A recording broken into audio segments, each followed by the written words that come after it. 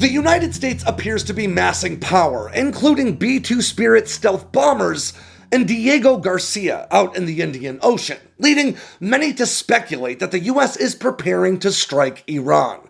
So let's talk about what's going on and why people are maybe reasonably jumping to this conclusion. From what we can assess from Air Force statements and publicly available flight trackers, there are at least 3 B-2 Spirits at Naval Support Facility Diego Garcia, along with at least 3 C-17 cargo planes, and maybe as many as 10 KC-135 airborne refueling tankers.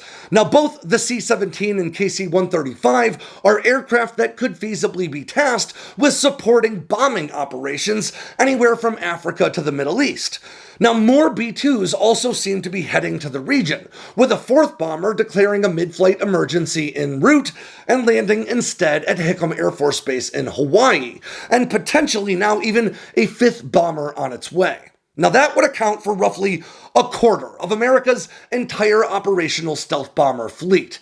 Now, B-2s don't actually need to relocate to Diego Garcia in order to strike Iran. The B-2 has an unrefueled range approaching 7,000 miles, and B-2 crews are known to fly truly globe-spanning strike missions that sometimes take upwards of 40 hours or more to complete.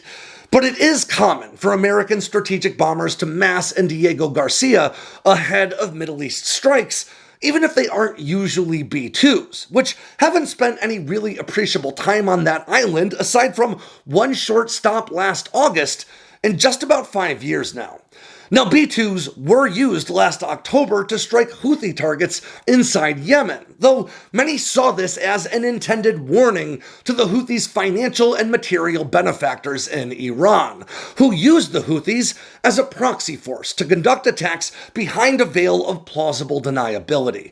Now, positioning these bombers in Diego Garcia puts them relatively close to Iran at some 2,360 or so miles, but still outside the reach of Iran's furthest reaching ballistic missiles, with a range of around 1,240 miles.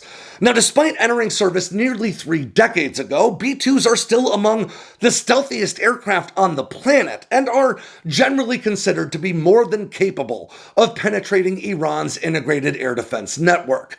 But more importantly, the B-2 is the only aircraft on the planet rated to carry America's GBU-57 Massive Ordnance Penetrator, a gigantic 30,000-pound bunker-busting bomb that may be the only weapon in the world capable of reaching and destroying Iran's deeply buried subterranean nuclear weapons facilities.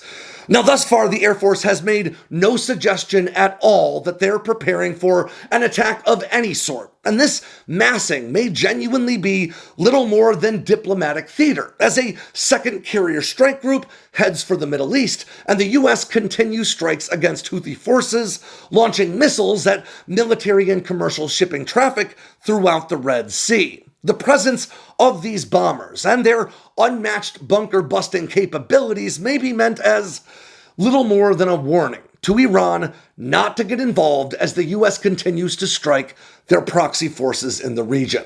But with tensions boiling throughout the Middle East, diplomatic theater can theoretically turn into kinetic action pretty quickly. So to be clear, the US has not expressed any plans to strike targets inside Iran. And as far as we know right now, these bombers may be doing little more than conducting exercises meant to simulate complex bombing operations in different theaters of the world. But one thing is for certain. Tehran has certainly noticed their presence in Diego Garcia and probably won't be getting much sleep until those bombers head back to Missouri, where they're based.